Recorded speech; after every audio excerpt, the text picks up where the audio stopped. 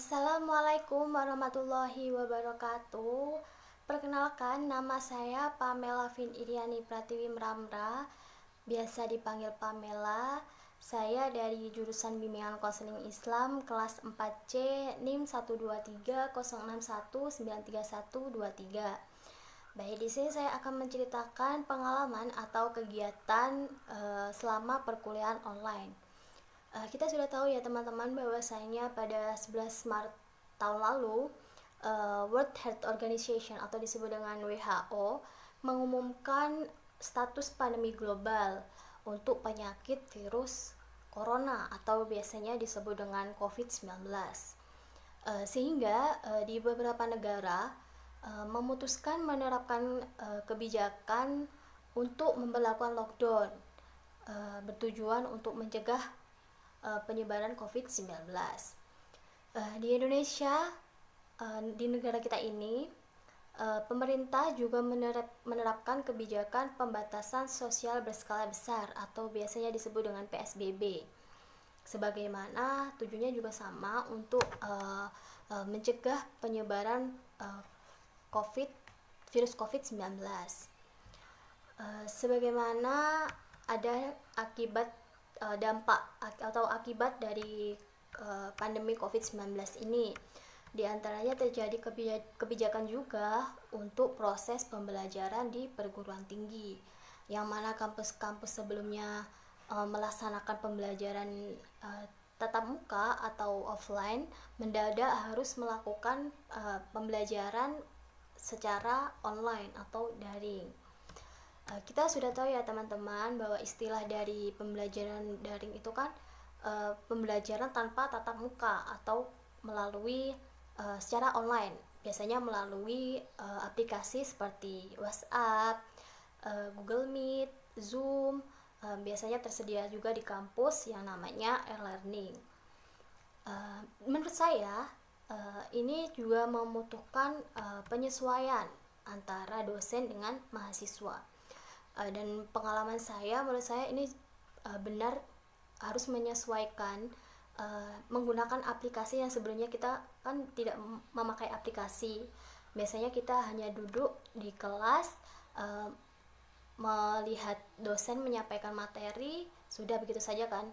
Tapi dalam COVID-19 ini, pandemi COVID-19 ini jadi berbeda. Kita harus menggunakan aplikasi dan biasanya kita juga harus belajar melalui aplikasi tersebut.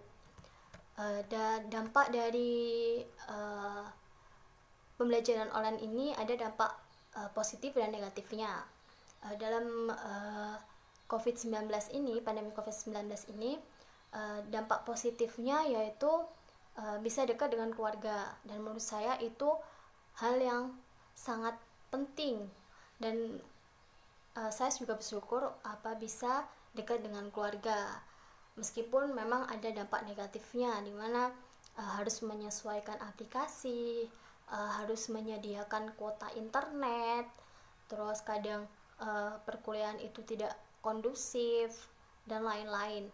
Bahkan banyak tugas dan deadline-nya biasanya mepet, dan itu benar sih membuat kita sebagai mahasiswa merasa kesulitan dalam penyesuaian pembelajaran online ini.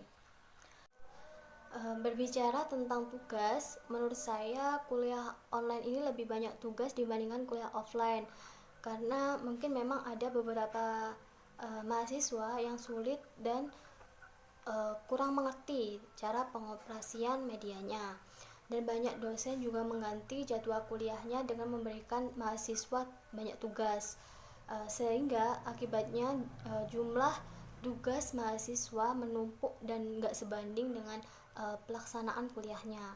Dan ada juga beberapa dosen yang nggak ngasih feedback karena sulitnya proses komunikasi saat kuliah online.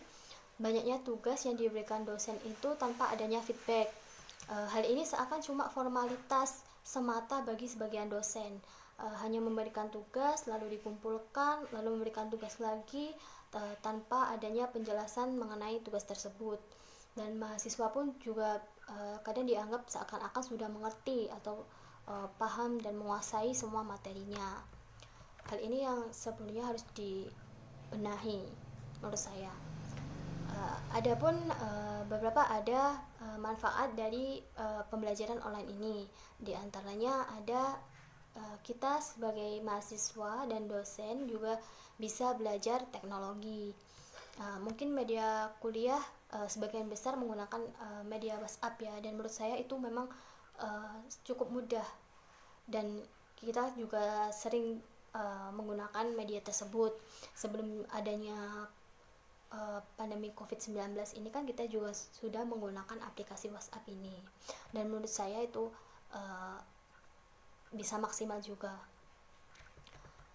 Dan saya biasanya melakukan pembelajaran online ini kapanpun dan dimanapun. Kadang saya saat pembelajaran online, kadang saya melakukannya di tempat tidur, kadang melakukannya di depan rumah, begitu kan. Senyaman saya untuk melakukan pembelajaran online. Selama pembelajaran online ini juga saya menjadi disiplin waktu dalam pengumpulan tugas, sehingga saya juga harus belajar lebih ekstra ya, karena pembelajaran online ini membutuhkan pemahaman yang lebih.